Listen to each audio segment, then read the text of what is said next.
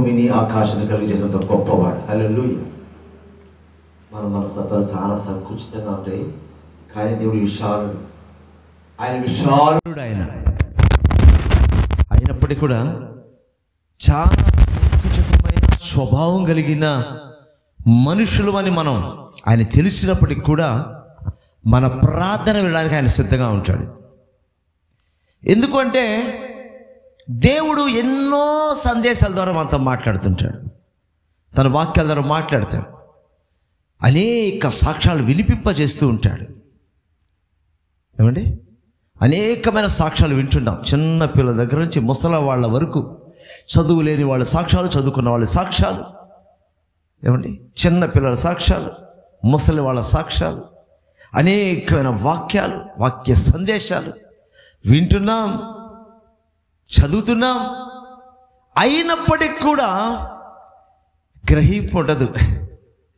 అందుకంటే సంకుచితమైన మనస్సు మంది.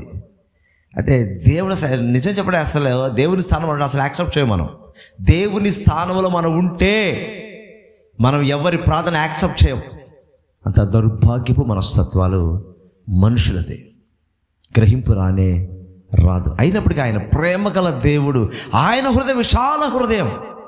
దేవుని హృదయం విశాలమైంది కాబట్టి ఆయన మనల్ని ఇంకా ప్రేమిస్తూనే ఉన్నాడు. అంతే, ప్రేమిస్తూనే ఉన్నాడు, కృప చూపుతూ ఉన్నాడు.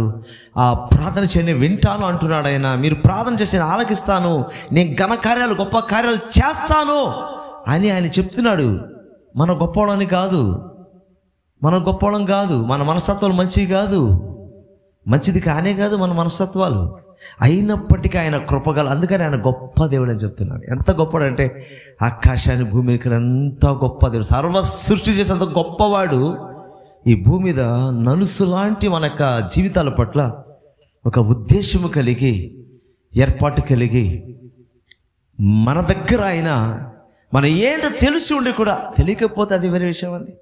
మనం ఏమిటో తెలియనప్పుడు ఎదుటివారు వినొచ్చు, మనం ఏంటో తెలియనప్పుడు ఎదుటివారు మన మాట వచ్చు. కానీ మన ఏంటో క్లియర్గా తెలిసిన దేవుడు కూడా మన ప్రార్థన వింటున్నాడంటే ఆయన మనస్సు ఎంత గొప్పది, ఎంత గొప్ప దేవుడు అండి. ఎన్ని అవకాశాలు మన జీవితాలు ఇస్తున్నాడో తెలుసా? సో ఈరోజు అంత గొప్ప దేవునికి మనం ప్రార్థన చేయబోతున్నాం. చిన్న ప్రేయర్ చేసుకొని దేవుడు ఈరోజు ఇచ్చే సందేశాలను వింటాం. సరేనా? చిన్న ప్రార్థన చేసుకుందాం. కృపగల రాజా, దయగల మా తండ్రి, మహోన్నతుడా, మహనీయుడా, నీకు వందనాలు. సర్వశక్తిమంతుడా, సర్వశక్తిమంతుడా, స్తోత్రం, స్తోత్రం, స్తోత్రం. ఇంతవరకు నాయన నీవే మాకు తోడుగా ఉన్నందుకై కృతజ్ఞతలు చెల్లిస్తూ ఉన్నాం. దేవాది దేవా, రాజాది రాజా, సర్వాధికారి వందనాలు. ఈ మధ్యాహ్నంలో సిద్ధపరిచిన సందేశాన్ని మాకు అనుగ్రహించునైనా చక్కగా నీ సముఖములో ప్రార్థించే కృప మాకు అనుగ్రహించు. నువ్వు గొప్ప దేవుడు అయ్యా, గొప్ప దేవుడు, మమ్మల్ని ఎరిగిన దేవుడు ప్రభా. మేమేంటో నీకు బాగా తెలుసు, మా ప్రవర్తన తెలుసు, మా ఆలోచన తెలుసు, మా సంకుచితమైన హృదయాలు, సంకుచితమైనటువంటి భావం కలిగిన మనస్తత్వాలు కలిగిన మా పట్ల కూడా నువ్వు ఇంత తండ్రి గొప్ప మనసు కలిగినావంటే నువ్వు గొప్ప దేవుడు అయ్యా, ఎంతో గొప్ప దేవుడు. నీ కృతజ్ఞతలు. ఈరోజు నీ మాటలు వినగలిగిన అవకాశం మాకు దయచేయండి. వచ్చిన బిడ్డలు స్తోత్రం, రావాల్సిన నడిపించి సంఘము చుట్టూ అగ్ని కంచివేని, సంఘము చుట్టూ అగ్ని కంచివేని, ఘన కార్యాలు జరిగించమని ఇంకా చేయబోతుందిగా కృతజ్ఞతలు చెల్లిస్తూ యేసునామములో ప్రార్థిస్తున్నాం పరమ తండ్రి, ఆమేన్. హల్లెలూయా. పరిశుద్ధ గ్రంథంలో ఈరోజు మనం చూడబోయే వాక్య భాగంలో ప్రవేశిద్దాం. రాజులు మొదటి గ్రంథం, రాజులు మొదటి గ్రంథము 3వ అధ్యాయంలోకి మనం ప్రవేశిద్దాం. 3వ అధ్యాయంలో 13వ వచనాన్ని చదువుకుందాం. మరియు నీవు ఐశ్వర్యమును ఘనతను ఇమ్మని అడుగకపోయినను నేను వాటిని కూడా నీకిచ్చుచున్నాను. అందువలన నీ దినములన్నిటను రాజులలో నీ వంటి ఒకడైనను ఉండడు. నీ వంటి వాడు ఒకడైనను ఉండడు. ప్రభువాక్యాన్ని దీవించుగాక. దేవుడు సొలొమోను మహారాజుతో మాట్లాడుతున్నాడు. ఏమండి, ఎవరితో మాట్లాడుతున్నాడు? సొలొమోను మహారాజుతో దేవుడు మాట్లాడుతున్నాడు. ఏం చెప్తున్నాడో తెలుసా? చాలా సంతోషిస్తూ దేవుడు మాట్లాడుతున్నాడు సొలొమోనుతో, చాలా సంతోషిస్తూ మాట్లాడుతున్నాడండి. నీవు ఐశ్వర్యమును ఘనతను ఇమ్మని అడగకపోయినను. ఐశ్వర్యం ఘనత అడగలేదంట సొలొమోను. దేవుని దగ్గర ఐశ్వర్యం అడగలేదు, ఘనత అడగలేదు. అయినా కూడా ఆయన అంటున్నాడు, నేను వాటిని నీకు ఇస్తున్నాను. ఐశ్వర్యం అడగలేదు, ఘనత అయినా కూడా నేను నీకు ఇస్తున్నాను. ఇంకొకటి ఏం తెలుసా, అందువలన నీ దినములన్నిటను రాజులలో నీ వంటి వాడొక్కడైనా ఉండడు. చాలామంది రాజులు నీ దినాలు పరిపాలన చేయవచ్చు, నీ ముందు కానీ తర్వాత కానీ పరిపాలన చేయవచ్చు, కానీ నీ వంటి వాడు ఒక్కడ ఉండడు. అంతే. అంత చక్కగా దేవుడు సొలొమోను మెచ్చుకుంటూ మాట్లాడుతున్నాడండి. మరి ఇంతకీ సొలొమోను ఏం ప్రార్థన చేశాడో, ఎంత చక్కటి ప్రార్థన చేశాడో ఈరోజు మనం తెలుసుకోవాలి. మన ప్రార్థన విని దేవుడు సంతోషించేటట్టు ఉండాలండి, బాధపడేటట్టు ఉండకూడదు. మన ప్రార్థన వినే దేవుడు సంతోషించాలి. అది జరిగిందా జరగలేదా అనే విషయం పక్కన పెడితే, ఇప్పుడు జరుగుద్దా, రేపు జరుగుద్దా, వచ్చే సంవత్సరం జరుగుద్దా అనే విషయం పక్కన పెడితే, నీ ప్రార్థనకు మొదట ఆయన సంతోషించేయాల. అలా ఉండ మన ప్రార్థన. మన ప్రార్థన దేవుడు సంతోషించేటట్టు ఉండాలని, బాధపడేటట్టుగా, దుఃఖపడేటట్టుగా, ఇంకా వీళ్ళు ప్రార్థన మారదా, ఇంకా వీళ్ళు ఇంతేనా, ఇలాంటి బుద్ధి వీళ్ళకి పోదా, ఇలాంటి మనస్తత్వాలు వీళ్ళకి పోదా, వీళ్ళు ఇలాగే ప్రార్థన చేస్తుంటారా, మనుషులతో మాట్లాడినట్టే నాతో కూడా వీళ్ళు మాట్లాడుతున్నారే, నేనేంటి వాళ్ళకి గ్రహింపు లేదే అని బాధపడే రీతిగా దేవుని మన ప్రార్థన ద్వారా ఆయన బాధ పెట్టకూడదు. సొలొమోను ప్రార్థన దేవునికి చాలా సంతోషం కలిగింది.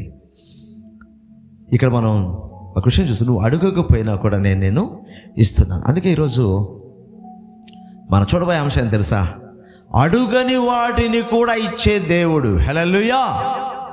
అడుగని వాటిని కూడా ఇచ్చే దేవుడు మన దేవుడు. ఇదే ఈరోజు మనం చూసే అంశం. అడిగే వాటినే ఇచ్చే దేవుడు అంటే అది ఎప్పుడు తెలిసేదే, నువ్వు అడిగేది దేవుడు ఇస్తాడు, నువ్వు అడిగేది దేవుడు ఇస్తాడు, నువ్వు అడిగేది దేవుడు ఇస్తాడు, అది కామన్. కానీ ఈరోజు మనం చూస్తున్నాం, నువ్వు అడగని దానిని కూడా దేవుడు నీకు అనుగ్రహించే దేవుడుగా ఉన్నాడు. నీ ప్రార్థన ఆయనకు ఇంపైన సువాసనగా ఉంటే, నీ ప్రార్థన ఆయనకు సంతోషం కలిగించే పని అయితే, నువ్వు అడిగిన దానే కాదు, నువ్వు అడిగింది ఇస్తాడు, బోనస్గా నువ్వు అడగని దాన్ని కూడా ఇస్తాడు ఆయన. ఈరోజు మనం చూడబోతున్నాం, దేవుడు మనం అడగని దాన్ని కూడా ఇవ్వబోతున్నాడండి. విశ్వసించాలు. మొదట నీ వైపుకి నువ్వు చూసుకోవద్దు, నీలోకి చూసుకోవద్దు. అలా చూసుకొని రావాల్సన్ని పోగొట్టుకునేది అవిశ్వాసం. నాకు వస్తుందా, నేను అంత గొప్పవాడినా, నేను అంత గొప్పదాన్నా, నేను అంత మంచివాడినా, నేను మంచిదాన్నా. ఆయన చెప్పట్లా నువ్వు మంచోడు మంచిదాన్నని, ఆయన ఇస్తానంటున్నాడు. ఆయన నువ్వు మంచోడు అని ఆయన చెప్పలా, నువ్వు మంచిదానివో నువ్వు మంచోడు అని చెప్పట్లేదు, కానీ నీ మీద ప్రేమతో ఇస్తున్నాడు అంతే. ఆయన తీసుకోవాలి. నువ్వే అడ్డు కట్టేసేస్తే ఇంకెందుకు, నువ్వే అడ్డు కట్టేసేస్తున్నావు. నాకు వస్తుందా, నాకు జరుగుద్దా, ఎందుకు ఇలాంటి. అందుకే సంకుచితమైన భావం కలిగిన వాళ్ళు మనం. దాని నుంచి ఎప్పుడైతే బయటకు వస్తామో దేవుని గొప్ప కార్యాలు చూస్తాం. మన జీవితంలో దేవుని గొప్ప కార్యాలు చూస్తాం. ఓకే, ఇక మన సబ్జెక్ట్లోకి వచ్చేస్తే, సో దేవుడు మనం అడిగిన దానికన్నా, ఊహించుకున్న దానికన్నా కూడా ఎక్కువే చేస్తాడు. ఆ విషయాన్ని ఎప్పుడు కూడా మర్చిపోవద్దు. అది నీ జ్ఞానంతో సంబంధం లేదు. ఓకేనా? నీ జ్ఞానంతో సంబంధం లేదు, నీ చదువుతో సంబంధం లేదు, నీ క్వాలిఫికేషన్తో సంబంధం లేదు, నీ టాలెంట్తో సంబంధం లేదు. ఒక్కటే, ఆయన నిన్ను ప్రేమిస్తున్నాడు, నీకు ఇస్తున్నాడు అంతే. నిన్ను ప్రేమిస్తున్నాడు, నీ మీద కృప చూపుతున్నాడు. నీకు యోగ్యత ఉందా లేదా అనే విషయం పక్కన పెట్టేస్తే ఆయన నీకు ఇస్తున్నాడు అంతే. హల్లెలూయా. తీసుకుని నువ్వు అన్న గ్రహించాలా. ఇతరులకు గ్రహింపు లేకపోయినా, చాలామంది గ్రహింపు ఉందండి. నా 20 సంవత్సరాల సేవలో నేను చూసింది, ఎంతోమంది దేవుని బిడ్డలు చూశాను, సేవకులను చూశాను. అయితే గ్రహింపు చాలా తక్కువ మందికే ఉంటుంది. అది నాకు అర్థమైంది. వాడు ఎన్ని వాక్యాలను చదవని, ఎంత బైబిల్ జ్ఞానమన్నా ఉంది, కానీ గ్రహింపు చాలా తక్కువ మందికి ఉంటుంది అన్నమాట. దేవుని కార్యాలను గ్రహించగలిగిన గ్రహింపు చాలా చాలా తక్కువ మంది. దేవుని బిడ్డల గురించి మాట్లాడుతున్నా, అన్ని జనుల గురించి కాదు. కొంతమందికి వాక్య జ్ఞానమే ఉండదు పాపం. టక్కన దేవుడు చేశాడని, ఇది దేవుడు చేశాడు అంటాడు. అంటే నాకు ఆశ్చర్యం, ఇంత జ్ఞానం కలిగిన వాళ్ళకి అర్థం కాల. బైబిల్ జ్ఞానమే, లోక జ్ఞానం కాదు. బైబిల్ ఇంత జ్ఞానం సంపాదించి వీళ్ళకి అర్థం కాల. బైబిల్లో కనీసం బేసిక్ నాలెడ్జ్ లేదే. వీళ్ళకి అర్థమైంది ఏంటి అంటే, హృదయం ముఖ్యం. హృదయం ఏంటి? దేవునికి అనుకూలమైన మనస్సు, దేవునికి అనుకూలమైన హృదయం ఉన్నప్పుడు దేవుడు చేసే ప్రతి కార్యము వాళ్ళకి అర్థమవుతుంది. బైబిల్లో విషయాలు కూడా వాళ్ళు గ్రహించి ఆ హృదయంలో వాళ్ళు దాచుకుంటారు. వాళ్ళు పెద్ద చదువు కూడా ఉండదు, ఆ హృదయంలో పెట్టుకొని వెంటనే వాళ్ళు గ్రహించగలుగుతారనమాట. సో అలాంటి అనుభవం మనకుండా దేవుడు ఆశిస్తున్నాడు. ఈ మొదటి రాజుల గ్రంథంలో 3వ అధ్యాయంలో చూడండి, 3వ వచనం చదువుదాం. 3వ వచనం చదువుదాం. తన తండ్రి అయిన దావీదు నియమించిన కట్టడలను అనుసరించుచు సొలొమోను యెహోవా యందు ప్రేమయుంచెను గాని ఉన్నత స్థలముల యందు అతడు బలులను మాత్రము అర్పించుచు ధూపము వేయుచుండెను. 4వ వచనం చదువుదాం. గిబియోను ముఖ్యమైన ఉన్నత స్థలమై ఉండెను గనుక బలులను అర్పించుటకై రాజు అక్కడికి పోయి ఆ బలిపీఠము మీద 1000 దహన బలులను అర్పించెను. ఇక్కడ సొలొమోను గురించి చూస్తున్నామండి. రాజు అయిన దావీదు తర్వాత రాజు అయింది ఎవరంటే దావీదు కుమారుడైన సొలొమోను మహారాజు అయ్యాడండి. సొలొమోను మహారాజు అయ్యాడు. సో వాళ్ళ తండ్రి గారు ఎలాగైతే బలులు అర్పిస్తూ వచ్చాడో ఈయన కూడా రాజు అయిన తర్వాత గిబియోను ఉన్నతమైన స్థలం, అది చాలా ఎత్తైన స్థలం, ఉన్నతమైన స్థలము. అక్కడ గతంలో చాలా బలులు జరిగేది. ఈయన కూడా రాజు అయిన తర్వాత అక్కడికి వెళ్ళి బలులు అర్పించాడు. ఓకేనా? ఇప్పుడు అక్కడ ఏం జరిగింది అంటే మనం చూద్దాం. ఇక్కడ 5వ వచనంలో అక్కడ ఏం జరిగింది? గిబియోనులో యెహోవా రాత్రివేళ స్వప్నమందు సొలొమోనుకు ప్రత్యక్షమై నేను నీకు దేనినిచ్చుట నీకిష్టమో దాన్ని అడుగుమని దేవుడు అతనితో సెలవీయగా ఇక్కడ ఆగుదాం. ఒక వచనం తర్వాత ఒక వచనం మనం చదువుకుంటూ ముందుకు వెళ్ళబోతున్నాం అన్నమాట. సో ఇక్కడ దేవుడు మరి సొలొమోను బలులన్నీ అర్పించిన తర్వాత ఆ గిబియోను అనబడే ఎత్తైన ప్రదేశంలో బలులు అర్పించిన తర్వాత అక్కడ విశ్రాంతి తీసుకుంటున్నాడు. ఆ రాత్రి దేవుడు సొలొమోనుకు దర్శనం ఇచ్చాడు. దర్శనమందు ఏమైందంట? రాత్రి స్వప్నమందు సొలొమోనుకు ప్రత్యక్షమై నేను నీకు దేనినిచ్చుట నీకిష్టమో దాని అడుగుమని దేవుడు అతనితో సెలవేగా. దేవుడు ప్రత్యక్షం అంటున్నాడు తెలుసా? ఇదిగో నేను నీకు ఏమి ఇవ్వాలో కోరుకో, నీకేమి ఇవ్వాలో అనుకుంటున్నావో నువ్వు కోరుకో, ఇస్తాను అంటున్నాడు. దేవుడు మనల్ని కానీ అడిగితే, కల్లో కనిపించి అడిగితే మన కోరికలు ఎట్లుంటాయి మనం చెప్పలేము. దేవుని దగ్గర ఒక భక్తుడు కోరిక అడిగే దేని మీద ఆధారపడి ఉంటుంది అంటే అతని మనస్తత్వం మీద ఆధారపడి ఉంటుంది, అతని హృదయం మీద ఆధారపడి ఉంటుంది. దేవుని అడగాలో ముందుగా ప్రిపేర్ అయి ఉంటారు. ఒకవేళ దేవుడు నన్ను అడిగితే నేను ఏమి అడగాలి అది ప్రిపేర్గా ఉంటారు. వాళ్ళ మనస్తత్వం మీద ఆధారపడి ఉంటుంది. ఇక్కడ దేవుడు నువ్వు ఒకటి అడిగితే నేను ఇస్తాను. అమ్మో, దేవుడు ఒకటి అడగమంటున్నాడు. మరి 2 అవకాశం ఉంటుందో ఉండదో, మరలా దేవుడు నాకు కనిపిస్తాడో కనిపించడో నాకు తెలియదు, కానీ నేనైతే వెంటనే పలానా అడిగేయాలనేసి ఒక్కసారికి ఏ దమ్ముకి అడిగేస్తా అంటే మళ్ళీ కనిపిస్తాడో కనిపించదో. ప్రభా నాకు 100 కోట్లు ఇచ్చే ప్రభా. ఇంక మళ్ళీ అడగాల్సిన పని, జీవితకాలం అడగాల్సిన పని ఉండదు కదా.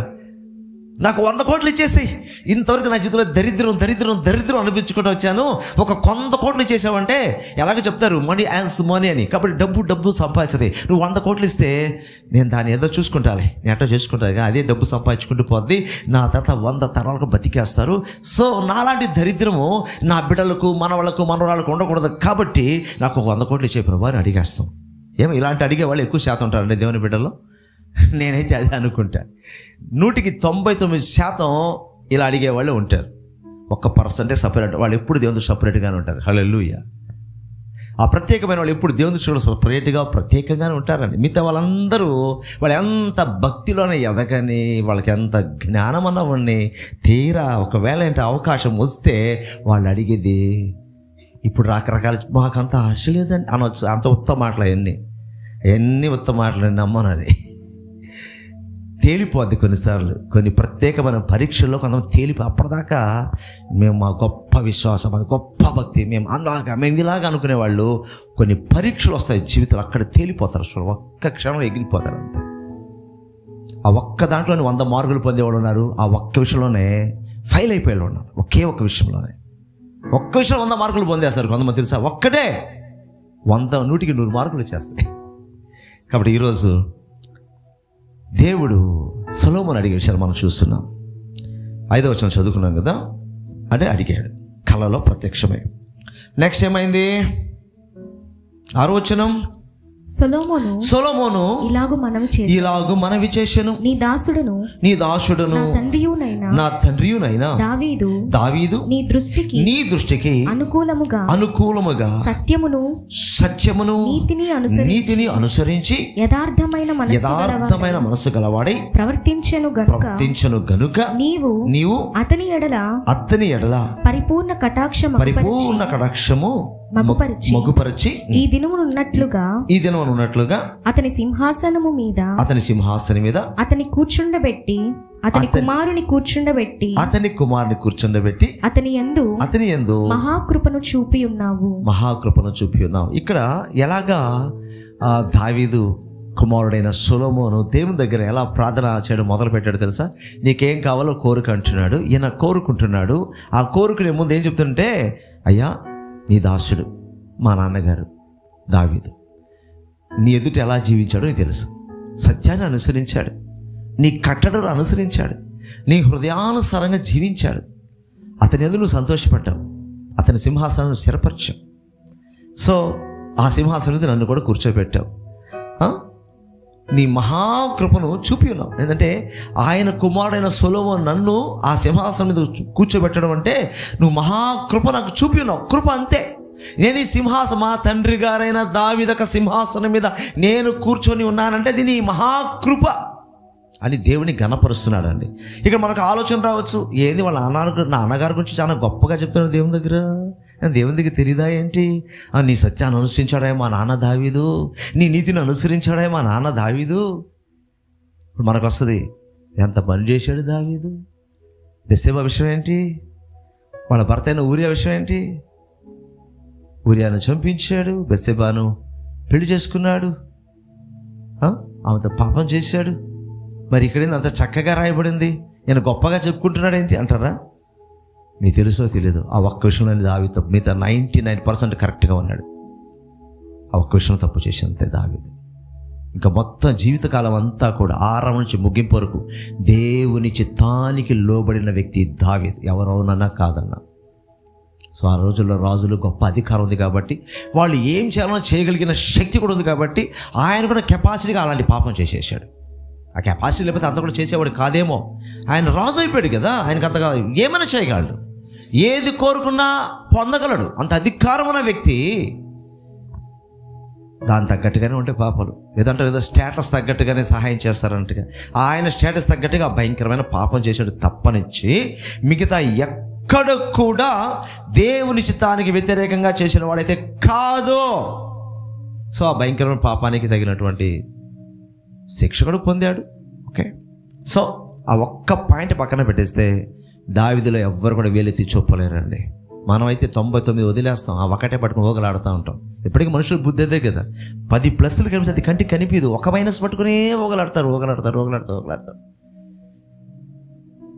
ఆ మైనస్ ప్లస్ చేయగలదు దేవుడు. హల్లెలూయా. ఆయన కూడా ఆ మైనస్ ప్లస్ చేసేసాడు కొద్ది రోజులకి. అంత టైం పడుతుంది, అంతే అంత టైం పడుతుంది. మనిషిని మలచాలి కదా, ఆ మలిచినప్పుడు ఆ మైనస్లు కూడా అన్ని ప్లస్లుగా మారిపోతాయి. నెక్స్ట్ ఆయన ఏమని చెప్పి 7వ వచనం చదవండి.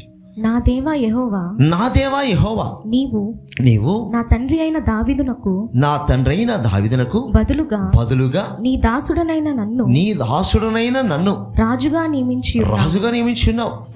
అయితే నేను బాలుడను, కార్యములు జరుపుటకు నాకు బుద్ధి చాలదు. చాలా ఇక్కడ ఏమంటారో తెలుసా? అయ్యా గొప్ప దేవా, నీ దాసుడు నన్ను రాజుగా చేసావు, అది నీ మహాకృప, సంతోషం. కానీ నా పరిస్థితి ఏంటి అంటే, నేను బాలుడను, నేను కార్యములు జరుపుటకు నాకు బుద్ధి చాలదు. నా వయసు చాలా తక్కువ, నేను బాలుడను. సో మీకేమైనా అవగాహన ఉందా? సొలొమోను రాజుగా ఉన్నటువంటి సమయంలో ఆయన వయసు ఎంతో తెలుసా మీకు? తెలుసా? 20 సంవత్సరాలు. 20 సంవత్సరాలు అండి, చిన్నోడికి 20 సంవత్సరాలకి ఏం తెలుసు అండి? మహారాజును చేశాడు దేవుడు. హల్లెలూయా! దేవుడు సొలొమోను మహారాజుగా చేశాడు, సింహాసనం మీద కూర్చోబెట్టాడు. వయసు ఎంతో తెలుసా? 20 సంవత్సరములు మాత్రమే, కేవలం 20 సంవత్సరాలు. అందుకే దేవుని దగ్గర అడుగుతున్నాడు, అయ్యా నువ్వే నన్ను నిలబెట్టావు, నీ కృపాది, నీకు స్తోత్రం. కన్నా వయసు చాలదయ్యా, బాలుడునయ్యా, నాకు అంత బుద్ధి లేదయ్యా, జ్ఞానం లేదు, అంత జ్ఞానం లేదు. ఇప్పటి వాళ్ళు దేవుడికే జ్ఞానం చెప్పే వాళ్ళుగా తయారైపోయారు. ఏం తెలుసు వాడికి? 20 ఏళ్ళు, వాడేంది మహారాజు అయ్యేది? ఇది మన జ్ఞానం. వాడేంది మహారాజు అయ్యేది? 20 ఏళ్ళకి మహారాజు అయిపోతాడా? ఇంత అనుభవం ఉంది మాకు, ఇంత వయసు ఉంది మాకు. వయసు ఉంటే ఏం లాభం? జ్ఞానం ఉంటే ఏం లాభం? దేవుని ఏర్పాటు కూడా ఉండాలండి. ఇప్పటికీ దేవుని బిడ్డలు చాలా దగ్గర పొరపాటుగా మాట్లాడతారు. మరి బాధేస్తుంది. వీళ్ళు ఏం బైబిల్ చదివారా, ఏం బైబిల్ తెలుసుకున్నారా? బైబిల్లో దేవుని వాక్యాలు ఏం అర్థం చేసుకున్నా అర్థం కాదు. వయసును బట్టి తృణీకరిస్తుంటారు తెలుసా? ఇక్కడ ఎంత తెలిసిన వయసు? 20 సంవత్సరాలు. ఇశ్రాయేలు రాజ్యాంగానికి రాజుగా దేవుడు నిలబెట్టాడు. దేవుని సంకల్పం అది, దేవుని చిత్తం. ఎవరి జీవితంలో ఏ వయసులో వస్తుందో ఎవరు చెప్పలేరు. తెలుసా విషయం మీకు? దేవుడిని పిలవాలంటే నీకు 50 ఏళ్ళు 60 ఏళ్ళు ఉండాల్సిన అవసరం లేదు. వయసుతో సంబంధం లేదు. ఏ వయసు వారినైనా దేవుడు పిలుచుకుంటాడు. యవనస్తులు కావచ్చు, మధ్య వయసు కావచ్చు, వృద్ధాప్యం కావచ్చు, ఎప్పుడైనా దేవుడు పిలవచ్చు. నేను వయసుతో సంబంధం లేదు. నీ జ్ఞానంతో అసలు సంబంధం లేదు దేవునికి. జ్ఞానంతో దేవుడు ఎన్నుకుంటాడా? ఏమి ఎరుగని పామరులు దేవుడు యేసుప్రభువు వారు ఎన్నుకోలేదు శిష్యులుగా. వాళ్ళ జ్ఞాని ఒక్కడే, పౌలు గారు. మరి ప్రభు మొదట పిలుచుకున్న వాళ్ళు ఎవరైనా ఉన్నారా జ్ఞానులు? వాళ్ళు పామరులు, వారు విద్య లేని పామరులు. 12 మంది ఉంటే ఒకడు ఎగిరిపాడు, 11 ఒక వ్యక్తి. అంటే 11 మంది విద్య లేని పామరులు అయితే ఒక వ్యక్తి పౌలు మాత్రమే విద్య కలిగిన వ్యక్తి. మిగతా 11 మంది పామరులే. ఇక్కడ నేను బాలుడని అంటున్నాడు. మరి ఇశ్రాయేల్ రాజ్యంలో సొలొమోను కన్నా జ్ఞానవంతులు ఉన్నారు. హల్లెలూయా! దేవునికి స్తోత్రం. సొలొమోను రాజు అయ్యే సమయంలో 20 సంవత్సరాలే. అయితే ఆ రాజ్యంలో జ్ఞానవంతులు లేరా? పరాక్రమశాలులు లేరా? బలాఢ్యులు లేరా? పండితులు లేరా? అన్నీ తెలిసిన వారు లేదా? మరి ఎందుకు దేవుడు సొలొమోను రాజుగా నియమించాడు? దేవుని చిత్తం. మనిషి జ్ఞానం తెలుసా? నాకు ఎక్కువ తెలుసు, నన్ను దేవుడు నిలబెట్టొచ్చుగా. నీకు ఎక్కువ తెలుసా తక్కువ తెలుసా అనేది కాదు, దేవుని ఏర్పాటు ఉందా లేదా అది అవసరం, అది గ్రహించాలా. కుమారుడు కలెక్టర్ అవ్వచ్చు, తండ్రి పక్కన బంట్రోట్ అవ్వచ్చు.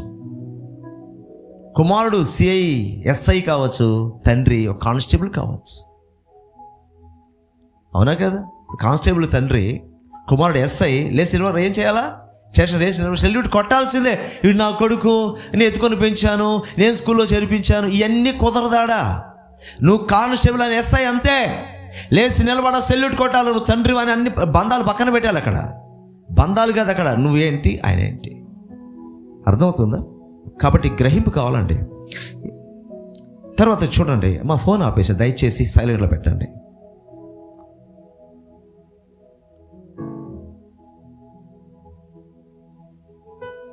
ఎనిమిదో వచనం చూద్దాం. నీ దాసుడనైన నేను నీవు కోరుకొనిన జనుల మధ్య ఉన్నాను. వారు విస్తరించి ఉన్నందున వారిని లెక్కపెట్టుటయు వారి విశాల దేశమును తనిఖీ చేయుటయు అసాధ్యము. 9 కూడా చదివండి. ఇంత గొప్పదైన నీ జనమునకు న్యాయము తీర్చగలవాడెవ్వడు?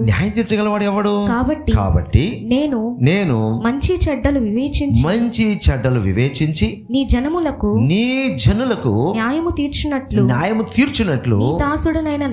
నీ దాసుడైన నాకు వివేకము గల హృదయము దయచేయము. ఏమడుతున్నా తెలుసా? అయ్యా నువ్వు గొప్ప ప్రజలయ్యా, నీ ప్రజలు చాలామంది ఉన్నారు, విస్తారంగా ఉన్నారయ్యా జనాలు.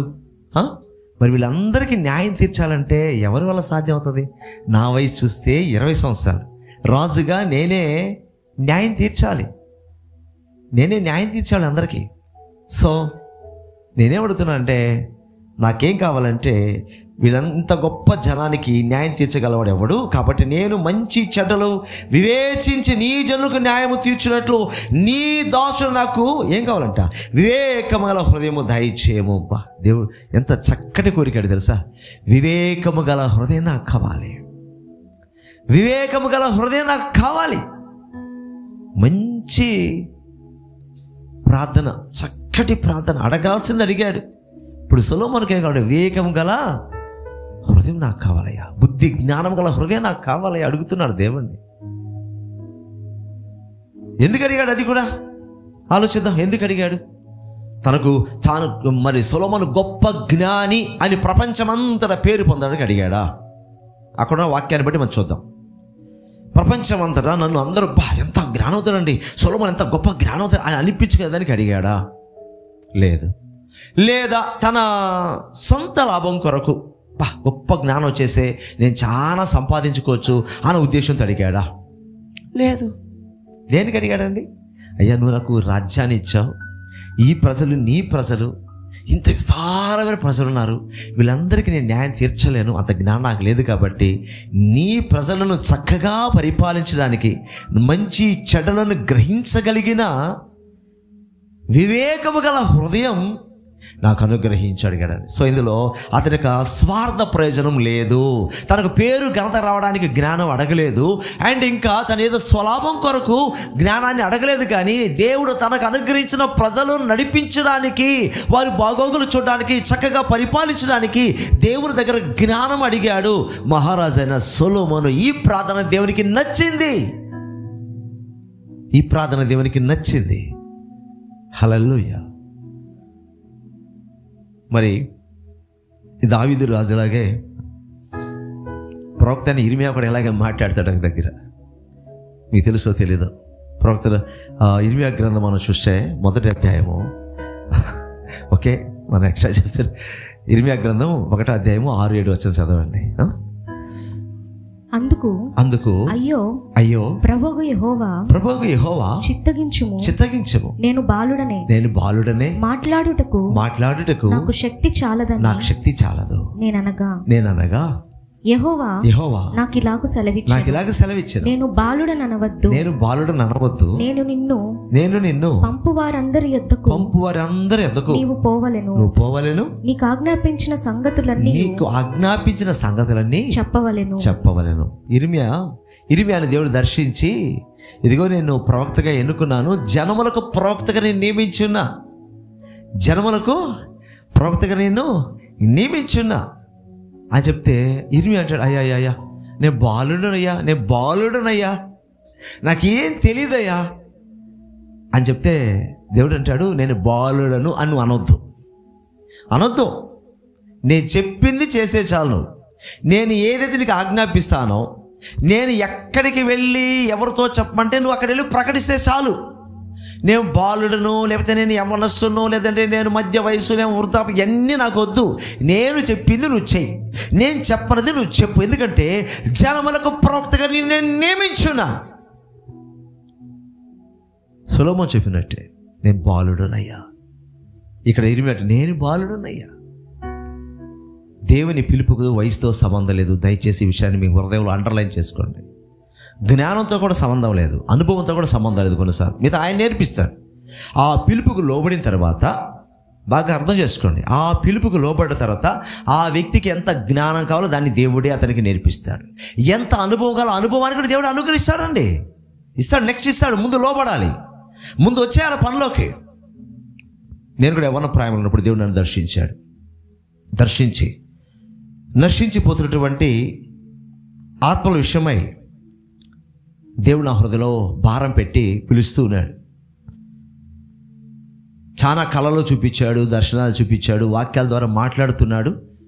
నేనైతే ఒకటే చెప్తున్నా ప్రార్థనలో, ప్రభా నాకేం తెలియదు, ప్రభా నాకు వాక్యం తెలియదు, నాకు ధైర్యం లేదు, నాకు వాక్ శక్తి లేదు. నేను దేవుడితో చేసే ప్రార్థన ఓపెన్గా మీ ముందు చెప్తున్నా, మీరు నమ్మండి నమ్మకపోండి నాకు అనవసరం. నా వ్యక్తిగత జీవితంలో జరిగి చెప్తున్నా. నేను ఇట్లాగే అడిగా, నాకు వాక్య జ్ఞానం లేదు ప్రభా, వాక్ శక్తి లేదు, ధైర్యం లేదు. ఆయన అప్పుడు ఇదే వచనం చూపించాడు. ఏ వచనం తెలుసా? ఇప్పుడు చదివామే, ఇర్మియా, అయ్యా నేను బాలుడనయ్యా. అప్పుడు అన్నాడు, నువ్వు బాలుడు అనవద్దు, నేను చెప్పేది నువ్వు చెప్తే ఇచ్చా. ఆ రోజు నుంచి నేర్చుకున్నా, ప్రభా సరే నువ్వు పొమ్మంటావు కాబట్టి వెళ్తా, నువ్వు ఏది నాకు నేర్పిస్తావో, నువ్వు ఏది నాకు చెప్తా, దాన్ని వెళ్ళి ప్రజల మధ్య చెప్తా. అర్థమవుతుంది? ఆ రోజు నుంచి ఈ రోజు వరకు యేసయ్య దగ్గర అడుగుతున్నా, ఆయన చెప్తున్నాడు, నేను ప్రజల మధ్య చెప్తున్నా. సో ఆ రోజు నాకు పెద్ద జ్ఞానం లేదు, అనుభవం లేదు. అయితే దేవుడు మెల్లమెల్లగా వాక్య జ్ఞానాన్ని అనుగ్రహిస్తూ, జీవితానికి కావాల్సిన అనుభవాన్ని కూడా అనుగ్రహిస్తూ, అని రెండు ఇస్తూ వచ్చాడు. నేను ఒకటే గ్రహించా, ముందు పిలుపుకు లోబడాలి. నీకేం వచ్చా ఏం రాదా అనేది కాదు ముఖ్యం. అక్కడ నువ్వు పిలుపుకు లోబడితే నీకు ఏది కావాలో ఆయన నిన్ను నెక్స్ట్ ఇస్తాడు, నేను ట్రైనప్ చేస్తాడు. ఆయన నీకు వాక్య జ్ఞానం ఇస్తాడు, నీకు వాక్ శక్తి ఇస్తాడు, నీకు ధైర్యం ఇస్తాడు. ఈరోజు నేను ఎంతమంది ముందైనా చెప్పగలను. అనేక పరీక్షలు వచ్చాయి, వాయిసే ఉండదు నాకు అసలు మాట్లాడడానికి. వాయిస్ ఇచ్చాడు, ధైర్యం ఇచ్చాడు, వాక్య జ్ఞానాన్ని ఇస్తూ వచ్చాడు. నేను చేసింది తెలుసా? లోబడ్డాను, ఆయన పిలుపుకి లోబడ్డాను. ఆయన ఏది చెప్పంటే అదే ప్రజలు చెప్పుకుంటూ వచ్చా. మొట్టమొదటి ఇచ్చిన మెసేజ్ అప్పుడు నాకేం వాక్య జ్ఞానం లేదు. ఆ రోజు రోజుగా నాకు దేవుడు చెప్తున్నాడు, నేర్పిస్తున్నాడు, నేను నేర్చుకుంటున్నాను. నేను ఎప్పటికి చచ్చిపోయేదాకా నేర్చుకుంటానే ఉంటా యేసయ్య దగ్గర. నాకు పూర్తిగా వచ్చింది ఎప్పుడు చెప్పను. నేను చివరి క్షణం వరకు కూడా నా యేసయ్య దగ్గర నేను నేర్చుకోవాలి, ఆయన చెప్పేది నేను ప్రజలకు చెప్పాలి, అంతే. అయితే ఈ సంవత్సరం దేవుడు నా బర్త్డే రోజు ఇచ్చిన వాగ్దానం తెలుసా? ఏం తెలుసా? జనములకు ప్రవక్తగా నేను నియమించి ఉన్నాను. ఇదే అధ్యాయం నుంచి నా పిలుపు నాకు తెలుసు. పిలుపు ప్రవక్త పిలుపు. ఎందుకు తెలుసా? ఆ పిలుపు తగ్గట్టే జరుగుతుంటుంది జీవితంలో.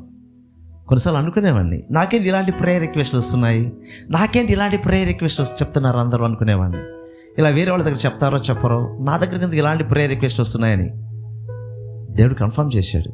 నీ పిలుపు అది, ప్రవక్త పిలుపు. ప్రవక్త పిలుపు వాళ్ళ దగ్గర ఏమో చెప్తారో తెలుసా? అయ్యా నాకు ప్రార్థన చేసి చెప్పండి, ఇది ఎలా చేయాలి, ఇది చేయాలా చేయకూడదా, ఎలా చేయాలి ప్రార్థన చేసి చెప్పండి, ఇది జరుగుతుందా జరగదా ప్రార్థన. ఇది ఎలా ఎవరిని అడుగుతారు తెలుసా? ఇది ప్రవక్తను మాత్రమే అడుగుతారు, ఇది అందరిని అడగరు. ప్రవక్తలు పాత నిబంధనలు కాదు, క్రొత్త నిబంధనలు కూడా ఉన్నారు. ఎన్ని వచనాలు ఎత్తి చూపిస్తాను నేను క్రొత్త నిబంధనలో. కొత్త నిబంధనల ప్రవక్తలు ఉన్నారు, పాత నిబంధనలో ప్రవక్తలు ఉన్నారు. బైబిల్ బాగా చదవాలి మనం. ఇప్పుడు ఫర్ ఎగ్జాంపుల్ చెప్తా, ఈరోజు వైద్య విద్య బాగా అభివృద్ధి చెందిపోయింది, సరేనా? ప్రతిదానికి స్పెషలిస్టులు ఉన్నారు. ఓకే, ఇప్పుడు ఫర్ ఎగ్జాంపుల్ ఒక హార్ట్ స్పెషలిస్ట్ ఉన్నారు, కార్డియాలజిస్ట్, గుండె సంబంధిత స్పెషలిస్ట్. ఓకేనా? ఇప్పుడు ఆ క్లినిక్లో ఏ పేషెంట్లు వస్తారు మీరు చెప్పండి? కిడ్నీ రోగులు వస్తారా? మీరు చెప్పండి. గుండె డాక్టర్ అయినా అక్కడ పేషెంట్స్ ఎవరు వస్తారు? షుగర్ వాళ్ళు వస్తారా? కిడ్నీ ఫెయిల్యూర్ అయిపోయిన వాళ్ళు వస్తారా? లంగ్స్ సంబంధించిన ఊపిరితిత్తుకు సంబంధించిన వ్యాధిగ్రస్తులు వస్తారా? టైఫాయిడ్ సంబంధించిన వాళ్ళు వస్తారా? వాళ్ళు ఎవరు రారు. అక్కడ కూర్చున్న వాళ్ళందరూ ఎవరు? గుండెకి సంబంధించిన ఏదో ఒక వ్యాధికి సంబంధించిన వాళ్ళు. ఎందుకు వాళ్ళు అక్కడికి వచ్చారు? ఆయన గుండె డాక్టర్ కాబట్టి. అలాగే ఒక సేవకునికి దేవుడు ఏ కృపావరతం ఇచ్చి దానికి సంబంధించిన వ్యక్తులు అక్కడ నడిపింపబడతారు. ఏమి మీ చర్చికి దయాలు పట్టారు, మా చర్చికి ఎవరు రారే? నీకు ఉంటే కదా పిలుపు. నీ పిలుపు వేరే. తిక్క మొక్కలాగా మాట్లాడితేట పిలుపుని ముందు తెలుసుకో. నీ పిలుపు ఏంటి? దానికి సంబంధించిన వ్యక్తులే వస్తారు. ఇక్కడ దెయ్యాలు వెళ్ళగొట్టే పిలుపు ఉందనుకో నాకు, వాళ్ళే వస్తారు, వేరే వాళ్ళు రారు. ఎందుకంటే ఇది దానికి సంబంధించిన సెక్షన్ కాబట్టి వస్తారు. సో నా జీవితంలో పిలుపు అయితే తెలుసుకున్నా, గ్రహించుకున్నా. మొదట నాకు అర్థం కాలేదు, ఏది ఇలాంటి ప్రేయర్ రిక్వెస్ట్లు వస్తున్నాయి అనుకున్నా. దేవుడు కన్ఫర్మ్ చేశాడు, ఆ దినాలు చేశాడు. అప్పుడు నాకు అర్థం కాలే, గ్రహింపు రాలా. తర్వాత కొంతకాలానికి గ్రహింపు వచ్చింది. నా పిలుపు ఒక ప్రవక్త పిలుపు. ఇలాగే నా పరిచయం అంతా దాని మీదే ఆధారపడి ఉంటుంది. ఒకళ్ళు ఇక్కడ వింటున్న మీకు వేరే పిలుపై ఉండొచ్చు.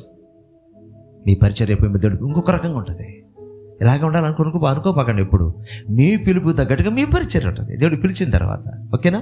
సేమ్ ఇలాగే నేను అక్కడ ఉన్నాను, అక్కడ అది ఎదిగాను, నేను కూడా ఇలాగే చేయాలి అది లోక సంబంధం. అది ఒక యజమాని దగ్గర, ఒక గురువు దగ్గర శిష్యుడు ఉంటే అదే తోదు వస్తుంది. బంగారు పని కావచ్చు, చక్క పని కావచ్చు, చేతి పని కావచ్చు.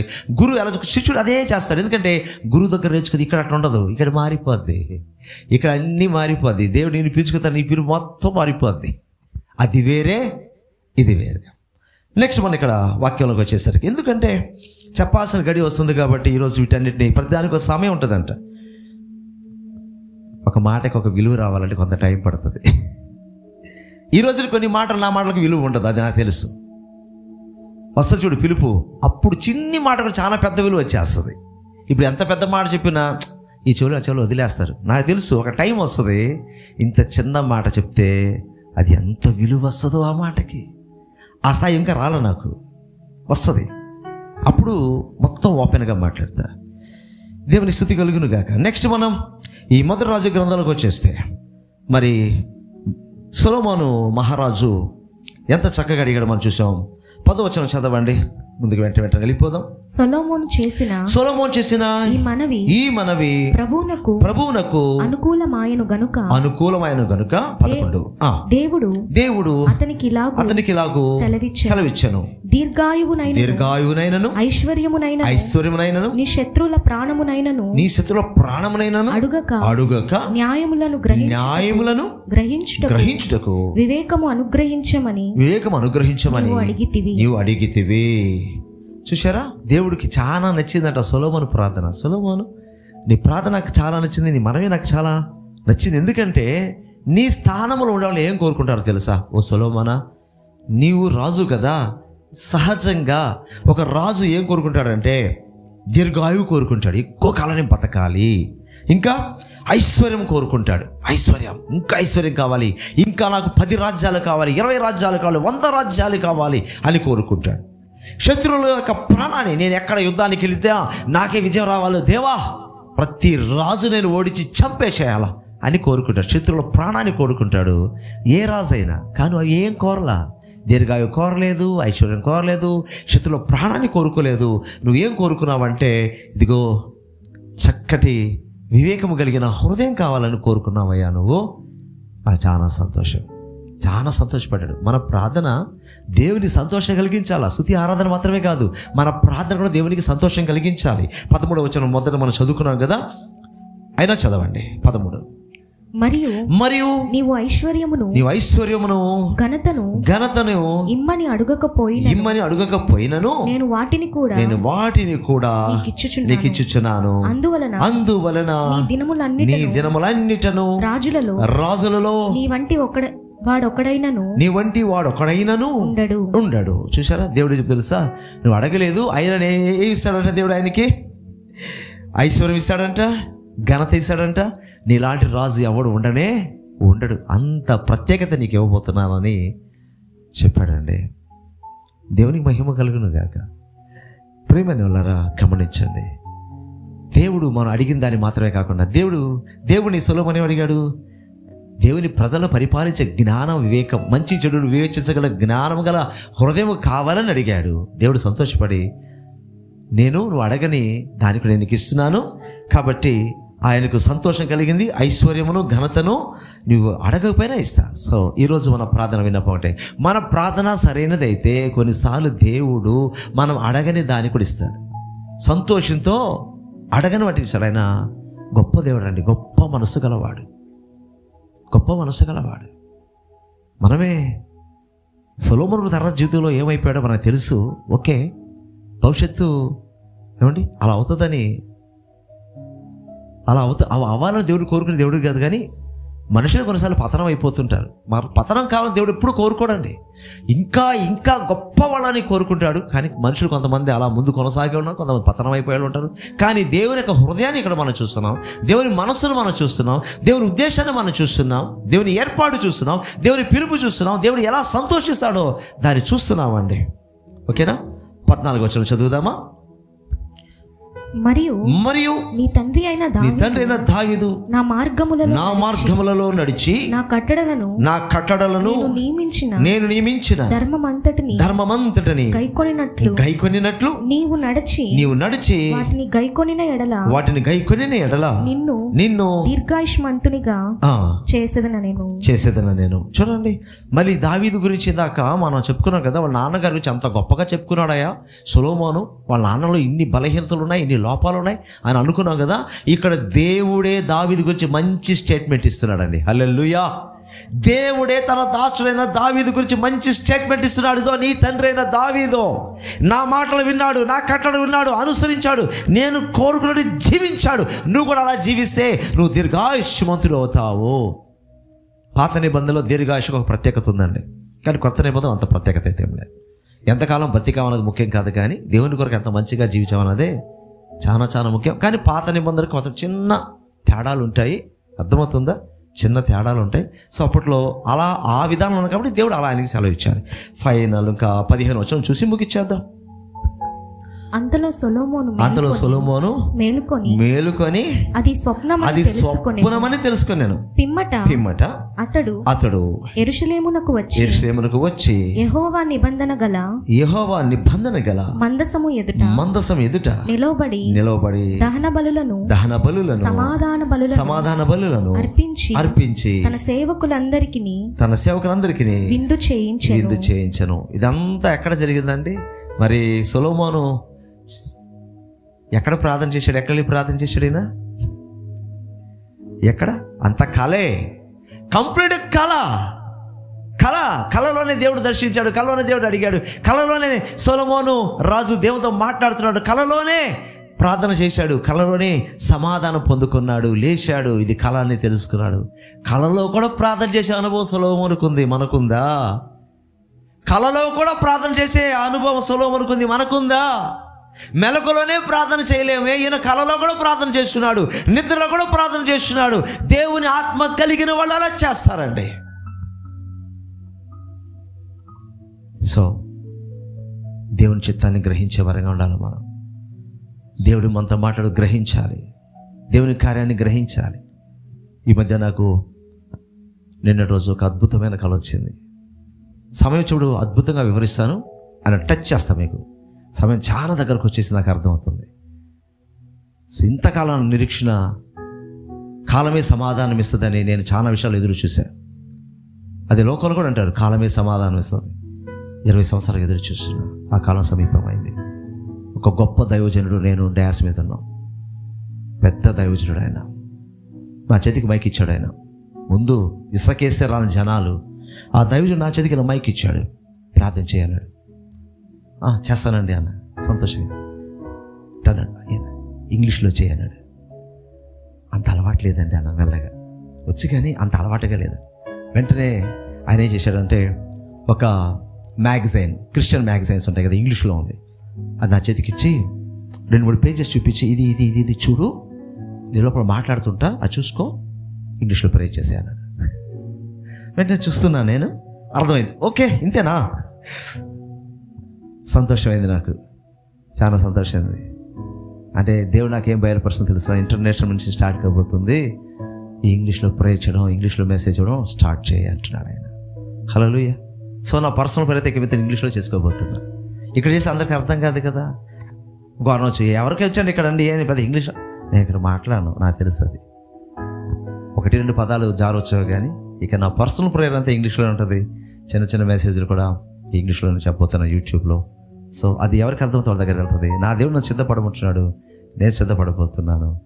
జన్మలు ప్రవక్తిగా నియమించాలని బర్త్డే రోజు నాకు దేవుడు వాగ్దానం ఇచ్చాడు. వెంటనే 2 నెలలకు దేవుడు ఇలా మాట్లాడుతున్నాడు. సో అన్నీ చాలా దగ్గర ఒక్కటే, నేను అందరికీ ఒకటే చెప్పేది, దేవుడు ఎవరిని ఎప్పుడు ఎలా ఎన్నుకుంటాడు, వాళ్ళకి అర్హత ఉందా లేదా అని మన జ్ఞానం ఎప్పుడు అనుకోకూడదండి.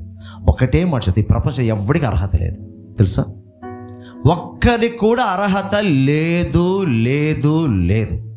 ఆయన ఏర్పాటు చొప్పున ఎన్నుకున్నాడు. అబ్రహాంకి ఏ అర్హత ఉందండి? అబ్రహాంకి ఏ అర్హత ఉంది లోకపరంగా చూస్తే? దావీదుకి ఏ అర్హత వస్తుంది మన దృష్టిలో ఆలోచిస్తే? ఇశ్రాయేలుగా పిలువబడుతున్నటువంటి యాకోబు మానవరీత్యా నువ్వు చెప్పు, ఏ అర్హత ఉంది ఆయన ఇశ్రాయేల్గా పిలువబడ్డానికి? ఈరోజు ఒక దేశమే ఉంది, ఇశ్రాయేల్ దేశం అని. నీ జ్ఞానంతో నా జ్ఞానంతో చెప్తే ఆయన ఇశ్రాయేల్ ఆవిడ, ఆయన పేరు ఎంత దేశాన్ని పెట్టాడు, ఆయన ఇలా. అది మన జ్ఞానం, ఆయన ఏర్పాటు ముఖ్యం.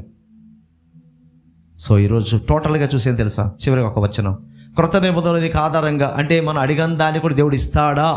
సొలొమోనుతో చెప్పినట్టుగా ఇలాంటి క్రొత్త నిబంధనలో ఉందా? క్రొత్త నిబంధన కావాలి కదా, మాట చూసి ముగించేద్దాం, వివరణ లేదు. ఎఫ్ఎస్సి 3:20 చూడండి. కావాలి కదా, క్రొత్త నిబంధనలు కూడా అలా అవకాశం ఉందా? నువ్వు అడగంది కూడా దేవుడు ఇస్తాడు నీకు, అడిగింది అక్కడ అడగంది కూడా ఇస్తాడా? ఎఫ్ఎస్సి 3:20. మనలో కార్యసాధకమైన, బాగా చూసి గమనించి చదువుతూ పోదాం. మనలో కార్యసాధకమైన తన శక్తి చొప్పున మనము అడుగు వాటన్నిటికంటేను ఊహించు వాటన్నిటికంటేను అత్యధికముగా చేయ శక్తిగల దేవునికి. చాలండి, చూసారా? నువ్వు అడుగుతున్నావే దానికన్నా, నువ్వు ఊహించుకుంటున్నావే దానికన్నా ఎక్కువగా చేయగల శక్తి. అంటే నువ్వు ఇది అడుగుతున్నావు, దానికి మించి, నీది ఊహించుకుంటున్నావు, దానికి మించి అయిపోయింది. సొలొమోను అడిగిన దానిక దేవుడు ఎక్కువ చేశాడు. అది ఇప్పటికి కూడా వర్తిస్తుంది, క్రొత్త నిబంధన మనకు కూడా వర్తిస్తుంది, చేస్తాడు. అయితే నీ ప్రార్థన, నా ప్రార్థన సొలొమోను చేసిన ప్రార్థన లాగా అదే అంశమైనా కావచ్చు, దేవుని సంతోషాన్ని కలిగించేట్టుగా ఉండడానికి మనం నేర్చుకుందాం. ఒకే ప్రభు ఈ సందేశాన్ని దీవించుగాక.